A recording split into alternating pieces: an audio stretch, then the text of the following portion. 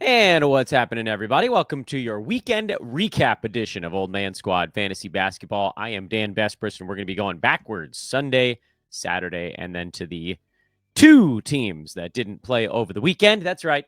I looked it up in advance. Follow me on Twitter at Dan Vespris. I insist upon it. I know it's a hellscape, but you got to get that information super fast. So again, that's Dan Vespris, DanBesbris over on Twitter. Hit that like button while you're settling in. It only takes you a few moments, less than a second typically if you're moving quick here. That's right. That's real fast. I know. Subscribe if you like what we're doing at Old Man Squad. And what am I forgetting? Oh, 5-star review if you have an opportunity to do so. Quickly, a couple of TLDR, too long didn't read, big recap stuff. Let me just fire these off ultra fast, and then we'll go through the games one by one. From Sunday, Kelly Olynyk got his minutes up into the 24-25 range. I know Jakob Poeltl was out, but it's something to keep an eye on. DeMar DeRozan is slumping. Freddy VanVleet is slumping. Those are buy low opportunities. Russell Westbrook is a player we're going to be talking about a bunch on today's show because of how he's playing lately. Alex Caruso got himself a nice little contract over the weekend for $80 million. And Trey Murphy tweaked his ankle in the Pelicans game on Sunday afternoon. From Saturday, Larry Nance is cruising. Ben Simmons is interesting, although the turnover is a little bit rough. Justin Champagnie looks like his run has come to an end. Dennis Schroeder might also be in trouble, but we're going to talk about him some more as well. The Dallas Mavericks are a streaming situation. We'll find out what Luka's deal is later on today. Royce O'Neal, kind of the last man standing for Phoenix. And then some big games on Saturday, including one from Cole Anthony. And we'll talk about that as we start to work through things as well.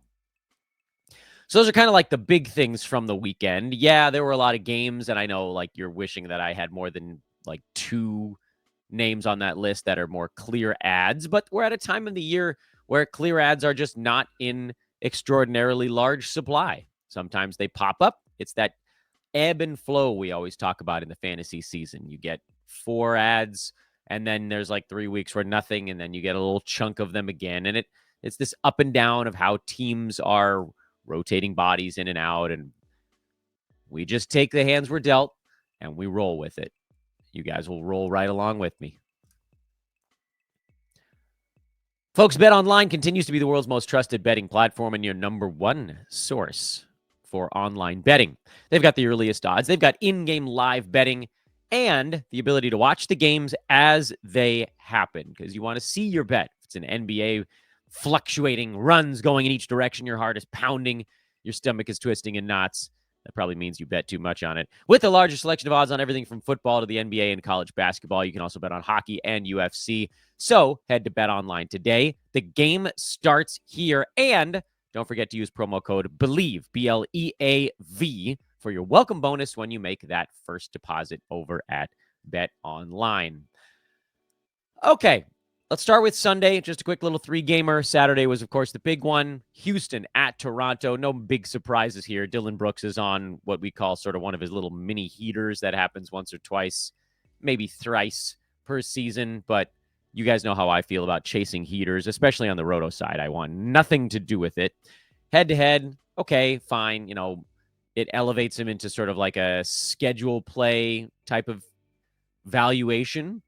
But we've been around long enough to know what Dylan Brooks actually is over the extraordinarily long term, and that's a guy who sits typically outside the top 150. Freddy VanVleet is in another shooting funk, which is like the third of the season so far. I have no idea how he's still a 6th rounder, despite shooting a high volume 37% from the field. And I know going into the year, you're like, okay, this is a guy who's probably going to be a punt field goal dude, but this is real bad. And his free throw isn't as good as usual. So I know we're 26 games in. Usually the leveling has occurred by now. With him, it hasn't. So buy low. And it's a pretty easy one, honestly. Toronto, no Jakob Poeltl, so extra Kelly Olynyk, who got his minutes up to 25, 8 points, 9 boards, 4 assists, 2 steals, a block, and a couple of 3-pointers. Yes, he had 5 turnovers. Yes, there was no Emmanuel Quickley. Yes, there was no RJ Barrett, in addition to the lack of Jakob Poeltl. But the simple fact that he was able to play 25 minutes was notable because up to this game, it didn't seem like his body was going to let him. That is to say, not that he's breaking down, but he was working his way back and really just kind of, I guess kind of having his training camp a little bit. So that's a good sign. And if Pirtle misses more games, Olynyk is probably your guy. Although, as you can see on your screen here, if Basketball Monster is correct, they expect him to rest on the second half of this Raptors back-to-back today. Anyway, Jacoby Walter took 18 shots. Go figure. I'm not doing anything with that. Jamal Shed had 11 points, 10 assists, 6 rebounds in 33 bench minutes. This game was all over the map for the Raptors. I don't know, man. I don't think I'm doing anything with it. Grady Dick and Ochai Agbaji are the streamers I would feel more comfortable playing if RJ has to miss another one today. And then I would assume that Barrett is back by the other side of Christmas, but I guess we don't know for sure. Seems to be kind of a bad illness by all accounts.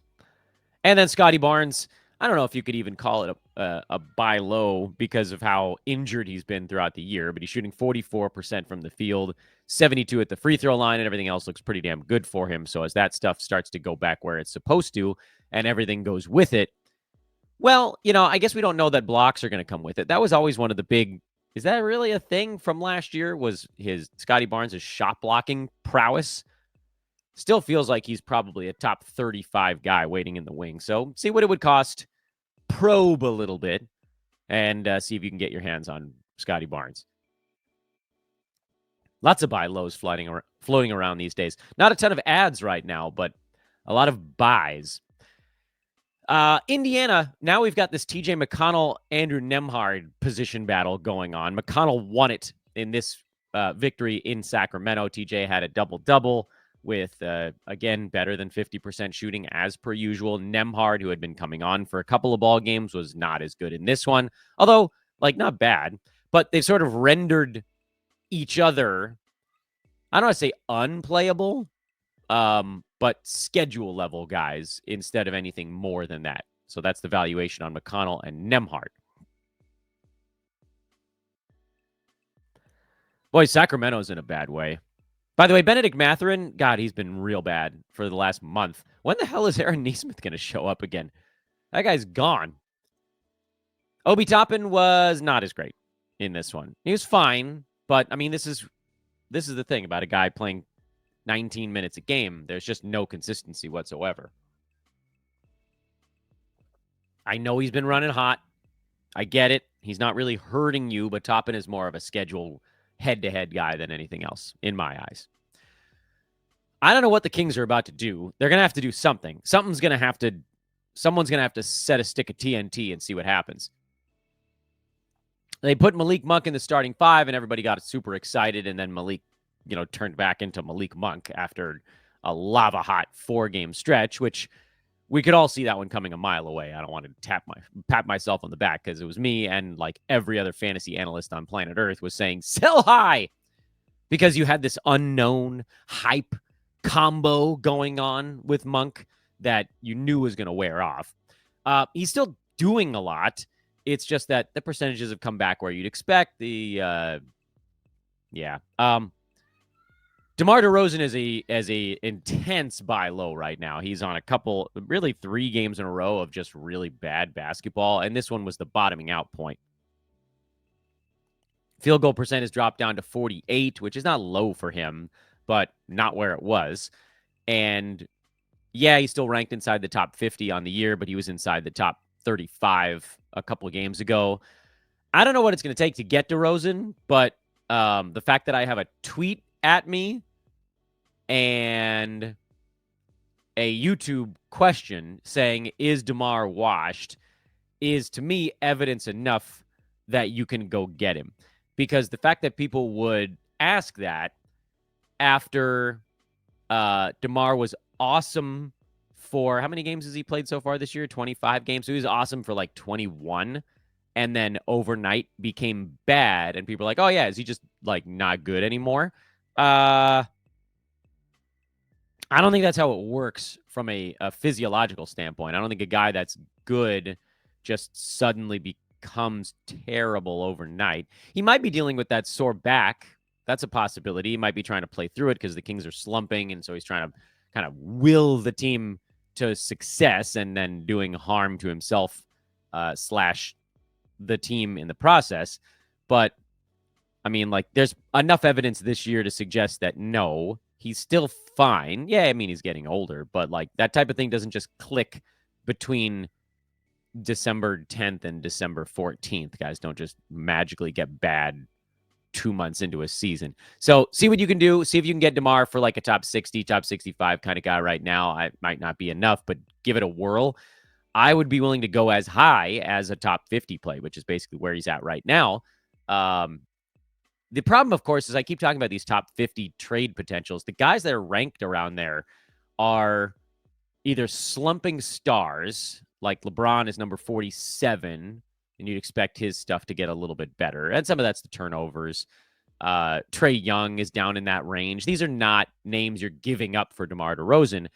And then the overachieving no-namers probably aren't going to be enough to get him. So you got to look at somebody like maybe a Miles Turner or a Brandon Miller when he was playing better would have made more sense. Chris Paul is old. You could go old for old. Trade assists and efficiency for points and efficiency. Yeah, I know the family's around, but they're giggling. This is good background noise. You could try John Collins would be an interesting one. See if John Collins would get it done. Lunatic children. Denver, overtime win in New Orleans. Nikola Jokic, another triple-double. He continues to hold on to the top spot, although Wemby's trying to chase him down right now. It's a bit closer than it was earlier this year. Jamal Murray is looking a little bit more like Jamal Murray. This was also an overtime game, by the way. Jamal's up to number 45, by the way. I don't know. He sort of blinked and didn't realize that he's getting back near where he was. But that's not what you guys care about. Those guys are all universally rostered, and Michael Porter Jr. had the down game because right now Russell Westbrook is jacking minutes from some starter pretty much every ball game. And as a result, over the last 2 weeks, Westbrook has been inside the top 100 despite shooting, well, coin flip, 50% from the free throw line on 3 free throws per game. So he's getting there a fair amount. And he's at almost 4 turnovers a night. But 16 points, 5 boards, 7 assists, and 3.3 defensive stats with 56% shooting. That's enough good to counterweight the bad. So Westbrook is, and we talked about it at the end of last week, but just in case you missed those shows, Westbrook is basically your like ad of the week because he's doing it even with the Nuggets healthy now. It's a lot easier to make a case to start Westbrook in every format when someone is out, but he's doing it without that at the moment. And then Christian Brown had a better ball game here, so he's hopefully, presumably, maybe bouncing back a little bit after 2 or 3 quieter games. He was also dealing with an injury. I think you may be in a spot now where 6 Nuggets are playable. Aaron Gordon, more of a punt free throw guy. Russ in his own right is more of a punt free throw or punt turnover guy. You can kind of pick one or the other or both. And then everybody else will settle into where they belong. Pelicans lost Trey Murphy like medium late in this ball game with a tweaked ankle. My guess is that he probably misses a couple of ball games because the Pels are teetering now on the brink of a blown-up season. And maybe that's late to say it because they're 5-25. But in the Western Conference, you can't get off to a bad start. And then certainly, as you get guys back, you can't keep losing. They had, like, I get it, Trey Murphy got hurt in the middle of this ballgame, but they had DeJounte Murray, Herb Jones, CJ McCollum, and Trey Murphy all healthy for this game. And they still lost. They were up for a bit, but they've lost 7 in a row. They're 1-14 on the road. Do they have the worst record in the NBA right now? No, the Wizards have the worst record. Pelicans are second from the bottom. This is a dead season. I think it is officially time to hit the panic button on veteran Pelicans. So if you have CJ McCollum, assume he's on the block. And assume if he doesn't get traded and they don't make any kind of run here, because they're going to have to rattle off 6-7 wins in a row to get back in the race, that this is a guy who's at risk of being shut down. Herb Jones is at risk of being shut down at some point. DeJounte Murray, who they traded for, but might want to sweep him someplace else? Or do they just shut them all down, take the L's, and go, David Robinson, San Antonio Spurs era, where you're a good team, but you're an injured team. And so you're like, screw it, we'll try to play for a lotto balls and then wind up with the first pick. I don't know. I don't know what they're planning on doing, but we're going to know probably within the next month. And this is your opportunity to maybe try to abandon ship on any of those guys if you can still think about it. If they do start moving bodies, I don't know who the hell would come back. So it's hard to say like, oh, yeah, all of a sudden this guy's going to be something. But Yves Missi is going to be there. They're not moving him. He looks great as a young player. So you should feel good about that one. And then Jordan Hawkins had 25 points, 5 threes, and a handful of blocks in this game. He might be a guy who stands to benefit if they do start to blow things up. But again, it's really hard to know because it's going to come down to who leaves and who comes back and whether or not Zion actually plays at all the rest of this year. By the way, I'm starting to think the answer might be no on that one. All right, that's 6 teams down. We only have a billion left to go. Let's go back to Saturday and start plodding our way through. Lakers got a good game out of D'Angelo Russell. It's going to take more than 1 or 2 decent ones for us to forgive his indiscretions because he's still not playing well. But I still believe that, and this is a difficult take, I know, but I still believe that he's a guy that you try to hang on to. Roto, you bench him. You can't expect him to have 20 points in his bench role right now, but he played really well in this game. And, we got the rare Max Christie kind of semi-off game. And the Lakers are just starting to make better decisions in how they're utilizing their personnel. So many times that's going to mean you get a little bit more out of D'Lo, which on head-to-head I think is probably going to be enough. I think he can get inside the top 150 in the near term. And then you just hope for something to kind of pop loose, whether that's him getting moved or whatever. And it might not work. You might end up sitting on him at a top 150 guy for another month and a half and then moving on. But I like the guys that are out there to pick up. But, do you want Ben Simmons over D'Lo? I don't. I'd rather drop frickin' Draymond Green. He's been terrible. And he just hurts in so many places. At least with D'Lo, there's like, whatever you get out of him tends to be a small positive. He's not really hurting you in many places. It's a weird way to think about it. I get it. And if you can't deal with it, I also understand that. But I think you can probably make a case to hang on and just sort of see what the next few weeks brings, where he's still doing like just enough. Rui Hachimura had 11 rebounds. That's a big deal, but that doesn't happen every game. So I think you can probably think about moving on from Rui now that LeBron is back because there's just not enough shots for him on a Lakers team that has slowed the pace to a crawl and playing good defense all of a sudden. Not great for everybody's fantasy numbers, but much better for the team spirit. We already talked about the Kings. Heat were without Jimmy Butler, who's dealing with the trots. I believe is an old-time expression for it. Jimmy Butler had the trots for this game. Didn't travel with the team to try to keep the rest of these guys from collecting his trots and making them their own. And so you got a 4-steal game out of Drew Smith and a fill-in start. Terry Rozier had 23 off the bench. Tyler Hero, finally an off shooting night, still managed to get a bunch of stuff. Then Orlando will do that to teams also. If Butler misses another ball game, I think the guy I would trust the most is actually Duncan Robinson. I know he didn't do that much in this game, but the starting job and the extra volume and all that stuff, that's probably the direction I would think about. I can't trust Smith. I can't trust Rozier. I probably can't trust Robinson either, but if you were like, I got to do something and I need 3-pointers, well, there you go. Hell of a comeback by Orlando. I think if I remember right that they outscored the Heat by about 30 in the fourth quarter of this game. It was something like a 35-8. I'm probably getting that wrong by just a point or two, and I don't have that specific part of the box score in front of me to show you guys. But that was wild. Cole Anthony went nuts off the bench. He had 35, 8, and 9. This is because Mo Wagner was lost for the year with a torn ACL. There's a lot going on with Orlando, so let's sit on this team for a minute. So Wagner's gone for the year. Other Wagner's still out for probably another month or more. Paolo is apparently getting closer, but every time we think he's coming back, he doesn't. And Jalen Suggs was out for this game after initially being probable and then downgraded to questionable and then downgraded to out. I don't know who the hell's playing in Orlando's next ball game. Suggs is the one that you're looking at like, yay. I mean, he might get into this next one. And if that's the case, I don't know that I would roll with Cole Anthony. He certainly has a higher probability of doing stuff because Mo Wagner, who's now out for the year and into next year, was also one of those guys willing to just like go jack up a few shots. And so you've just got this like total usage vacuum. Someone's got to fill. KCP doesn't want to. He had to in this game. His usage got up to 18. 10 shots and 12 free throws. How about that?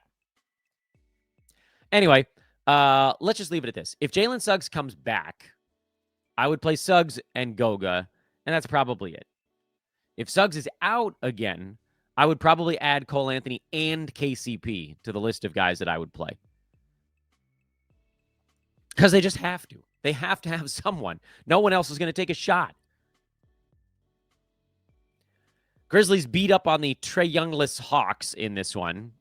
Desmond Bane, by the way, is questionable for the Grizzlies' next game. He's got an illness. 'Tis the season.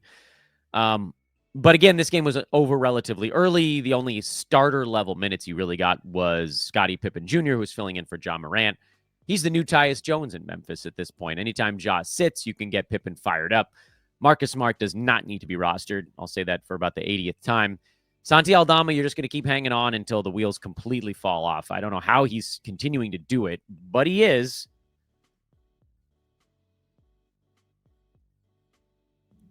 I don't read too much into the other stuff that happened in this game. Again, minutes were a little wonky. Jake LaRavia, Jalen Wells, like these are stream level guys. Zach Edey should be rostered, however. And then for the Hawks, yeah, I mean, you had Trae Young out, so Vit Krejci got the start and didn't really do anything with it. Thought Bogdan Bogdanovic might do more dealing with that leg, though. It's just, he's not right. He's not healthy. This was his chance, really, with no Trae Young. And this is why we talked about dropping him last week, because he's not healthy and there's no timeline on him getting healthy. And so it's hard to know. Could take a month, could take a week, could take the whole year. I'm not willing to wait anymore. Larry Nance Jr., again with a nice fill-in game. He didn't shoot the ball as well in this one, but had 10 rebounds, 4 assists, a steal, 3 blocks, a 3-pointer. Filling in for Onyeka Okongwu, he's a must-start guy right now. I think Nance is one of my favorite injury replacements on the board. Make sure he's rolling while Okongwu is out. I think that's all there was. on the Hawks side. Yep, let's keep going. Utah. I mean, this is a battle of dinkered teams. Utah has won 2 games in a row, though.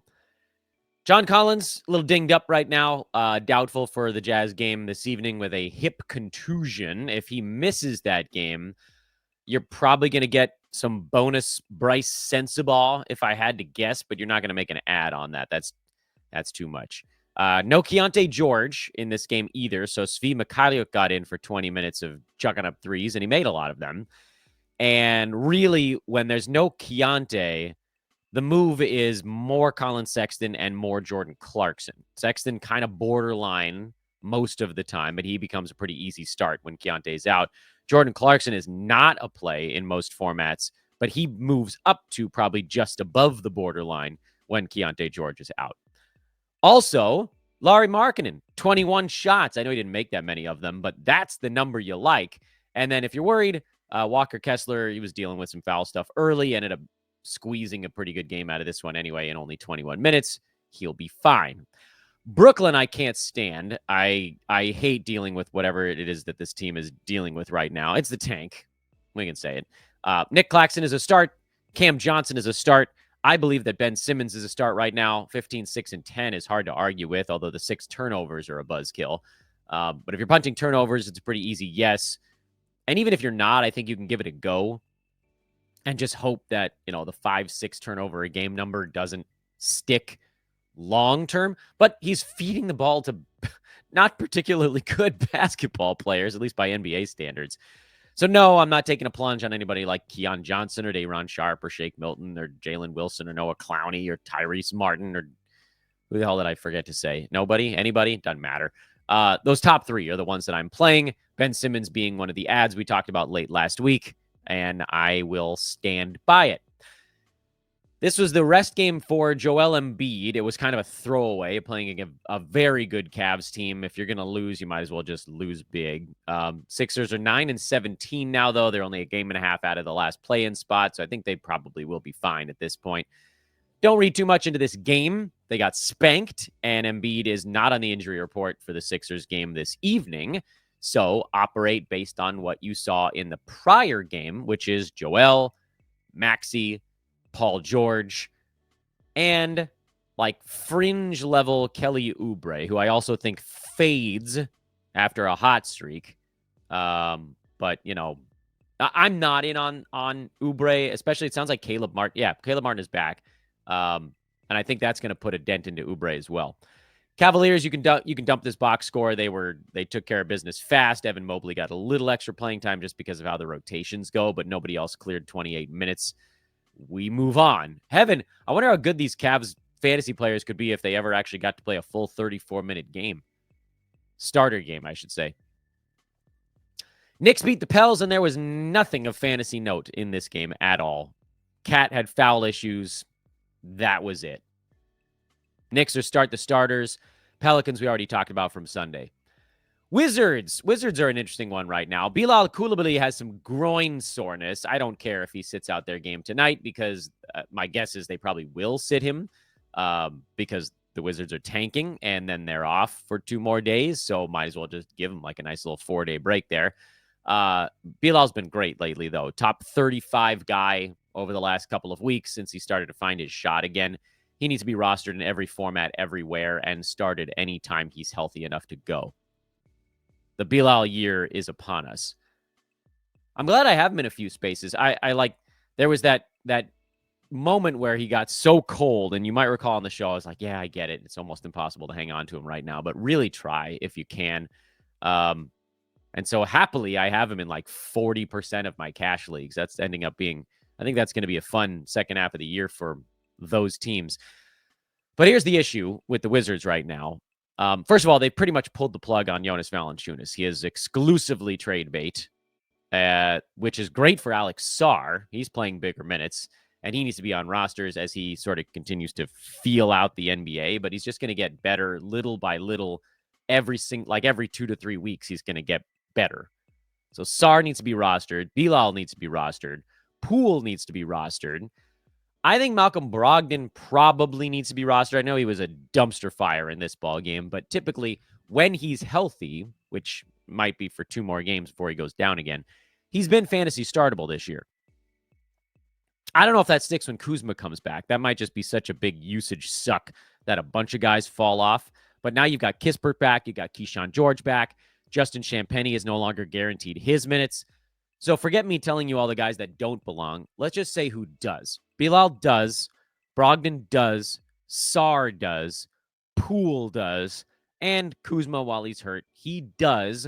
But you guys know I hate Kyle Kuzma's fantasy game, so shouldn't have drafted him anyway. This was the Bobby Portis show on the Milwaukee side. No Giannis and no Dame. Giannis sounds like he's probably going to play in the next one. Dame is doubtful still, so looks like we're going to miss him for at least one more ball game, probably. But if you want to look at it from the bright side, yeah, I mean, obviously you can play Bobby Portis when everybody else is out. If Giannis is back, I don't think I would. But Chris Middleton is the good news here. Forget Bobby Portis. Middleton played 24 minutes, took 14 shots. He was a plus 31, which is kind of amazing. 18 points, 6 boards, 8 assists, 4 3-pointers. This was like shades of the old Middleton. I'm hesitant to say that it's time to fire him up right now because I think they're still going to probably go a little bit easy on him. And I don't know that he's going to play 24 minutes every game right now, or if this was like we got to push you just a little bit because Dame and Giannis are out kind of moment. But he's damn close. I have him almost exclusively in Roto Games Cap leagues. There was no way I was going to draft him in head-to-head and sit on him that whole time. Roto with a Games Cap, you can stick him in an IL slot and not really worry about it for a while. I think I'm probably going to watch one more Bucks game because you got an overload day anyway. It's not really hurting you to keep Middleton on your bench for one more. And if he's at 24 again, then I'm going for it. Whee! Let's have some fun. Warriors got a win. How about that?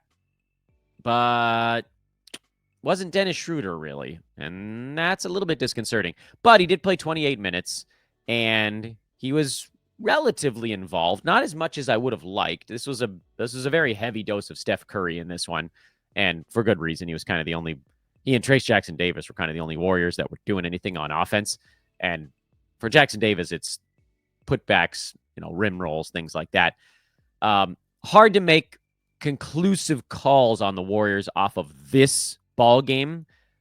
For one, there was no Draymond Green, so you had the Kevon Looney TJD position battle, which I want nothing to do with. Frankly, I don't know that I want anything to do with Draymond. He's been terrible this year, but you'll hang on a little bit longer there. I don't want Brandon Pajemski on my team. I know he had a better ball game here, but the minutes are too low. Wiggins is a hold. Kuminga has massive 9-cat fantasy issues. And if he's back down into the not guaranteed minutes doghouse or like semi-doghouse kind of thing, then he would be a drop. And I don't think you're missing very much. I know that Kuminga, brief heater he went on was kind of interesting, but the rest of his stats sucked anyway. So you don't need Kuminga. You don't need him. He's a big headache, and there's not much upside there. Schroeder, I think we hang on to. Let's give him at least a week from today to see what the Warriors actually plan on doing with him. Because the good news is, even though the units he was a part of weren't really playing all that well, he still played the third highest number of minutes on the team, behind Curry and Wiggins. So they obviously want to utilize Dennis. We just have to hope that he kind of figures out how. I said late last week I was officially, finally out on Mike Conley. He's going to have to show me that he can make a shot before I buy back in there.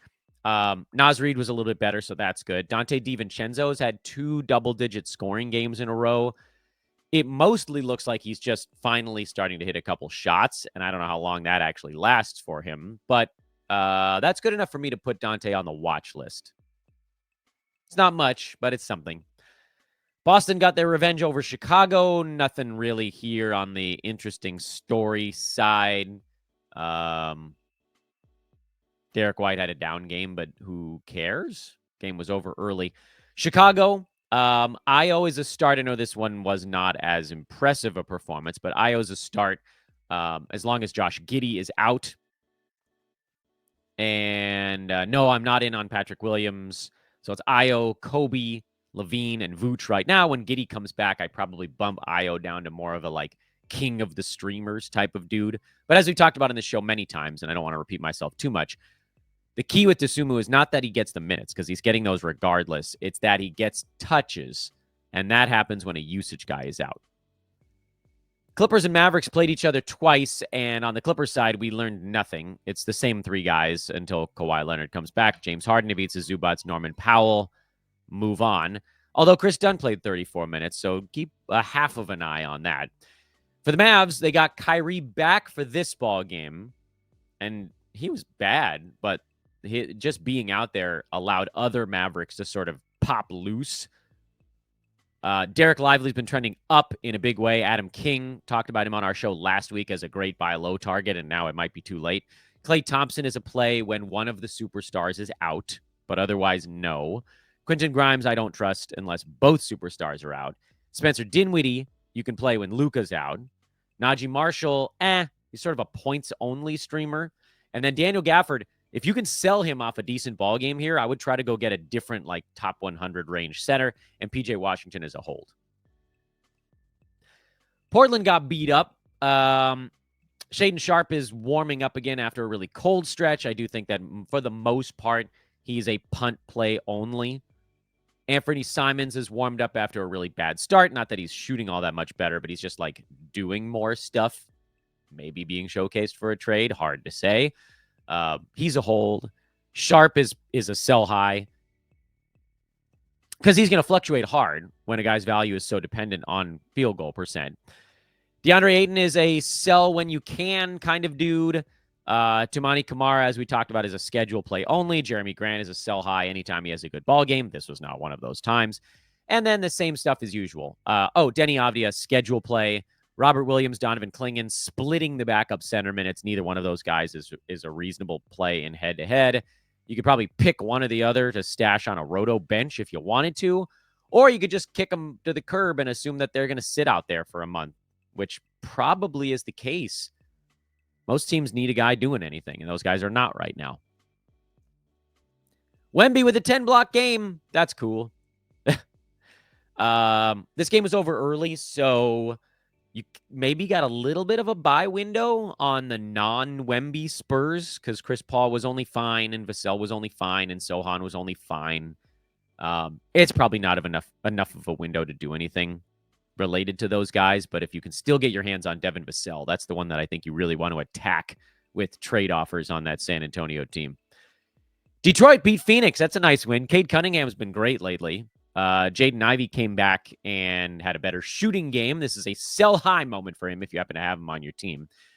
If you don't, you can basically just ignore the big ball game. I mean, you might do a couple of these in a row, but we've seen Ivey enough now, again, to say this is a guy who's a low field goal percent, low free throw, medium high turnover dude that isn't great enough in any category to counterbalance the bad stuff.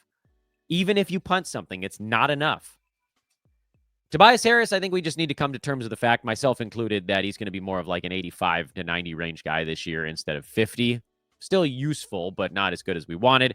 This is a sell moment on Jalen Duren. I know you're like, great, this is wonderful. I want to enjoy it. Don't enjoy it. I know that's the ultimate buzzkill in advice to give, but don't enjoy Jalen Duren right now. You have this tiny window before Isaiah Stewart comes back to sell Duren because people are like, oh, he's figured it out. No, his backup is just Paul Reed instead. That's the only difference here. Duren didn't magically get better overnight. They just don't have any other options.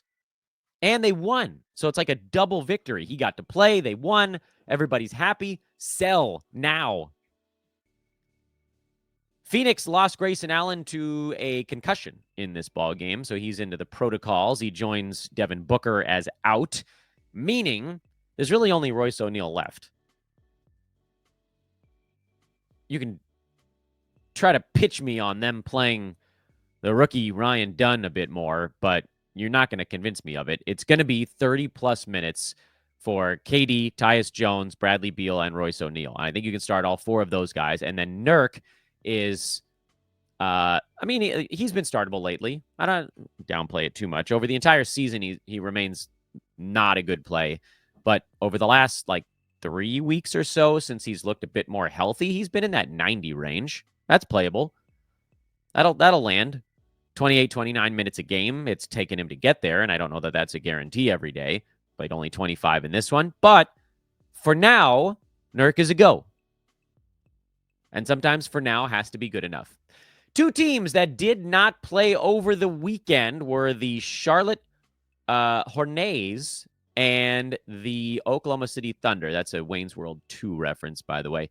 LaMelo Ball was resting. So was Mark Williams in their game on Friday. So there really isn't much to take away from that one other than, look, if those guys rest, Vasilije Micic is the LaMelo Ball fill-in. Nick Richards is the Mark Williams fill-in. We're damn close to being able to play Mark Williams against the games cap because he's putting up numbers in 19 minutes a game. I might be satisfied getting him to 22, and then I'm probably hitting the green button. Where are you, Oklahoma City? So OKC is only a story because of Alex Caruso. Cason Wallace is not getting enough minutes for us to say for sure that this guy needs to be played. And we talked about this particular team in one of our Saturday shows, but let's talk about them again now in case you missed that weekend episode. Shea is obviously a go. Jalen Williams is obviously a go. Isaiah Hartenstein is obviously a go. Those guys don't need to be discussed. They're fantastic, and we love them. Lou Dort continues to hang on to back-end value by basically never turning the basketball over. And so he sits right around the edge of the top 100 on the shoulders of some threes, some steals, and super low turnovers. If you need that stuff, great. Technically, by numbers, he's startable in 12-teamers, but because of how he gets there in head-to-head, he's even more fringy than it appears. And then again, Case and Wallace, we can move on from because the minutes are no longer guaranteed. But Alex Caruso signed an extension over the weekend. 4 years, roughly $80 million. And the hope there would be, does this now, is he locked up? Is this a guy that they're going to play more because he's locked up? I don't have the answer to that.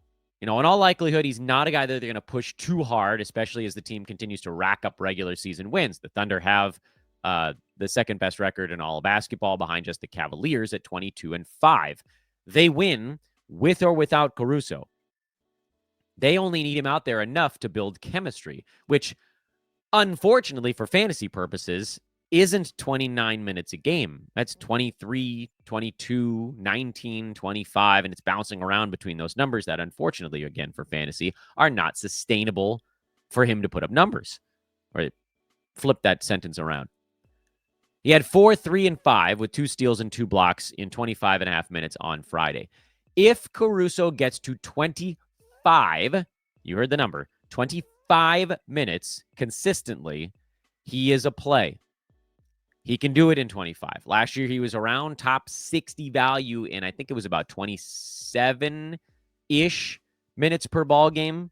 We can let's triple check ourselves on that. Oh, he's actually top 50 in 28 minutes per game. Okay, whatever. But you can draw the line. And guys top off a bit. The line tends to lower in slope the more minutes that they play, at least in terms of production per minute. So take 3 minutes away from Caruso, and he's not going to drop exactly 9% of his stuff. It's actually going to be a tiny bit less than that because they can just go harder during the minutes they're on the court. So give me 24, 25 minutes of Caruso, and he's inside the top 100. I don't think he's getting to top 50. They're not going to play him 28, 29 minutes a game. That's not happening with or without the extension. But was this, and he is doing a little bit more on average, even if it's not super consistently. His last 5 games, 24, 22, 20, 18, and then 25. If you go earlier in the year, it was pretty consistently between 17 and 22, which doesn't sound like much, but now it's between 18 and 25. We've sort of increased the top end for him, and maybe some of that is because games have been competitive or whatever. It's not that he's shooting all that much better, but the steals are always there. The assists are semi there. The threes are sometimes there. The blocks are sometimes there. He's close, but I don't think we need to do anything about it yet. This game tonight will be an interesting one from that standpoint alone. They're playing the Wizards. It's going to be a blowout, so the minutes probably won't be all that high. But could he get to 25 again in this one? Probably not, would be my guess. All right, that's it. That's your big weekend recap. Managed to do it in 43 minutes. Damn it. I was hoping to keep it under 40. Hit that like button again, folks, on your way out. And make sure to subscribe. We got another show coming up later on today. I will also be guest hosting or co-hosting an episode of the Menace Podmen later on today. It's a very busy day for yours truly. What's coming up on Old Man Squad Fantasy Basketball? Again, as I mentioned, one more show today. We'll likely have one show tomorrow and one show on Christmas Day, or some combination of 2 shows split over those 48 hours, and then we'll get back into the usual grind on Thursday. I just don't think people are going to be around as much, but we're going to make sure you guys know what's going on. The big show, certainly tomorrow, is going to be the 14-game recap, so make sure you hang around at least long enough to get that one tomorrow, the morning. I am at Dan Vespers on Twitter. Make sure to follow over there. Again, like, rate, subscribe on your way out the door, and we'll see you a little bit later on today with a little bit more here on Old Man Squad Fantasy Basketball. Toodaloo! I'll see you then.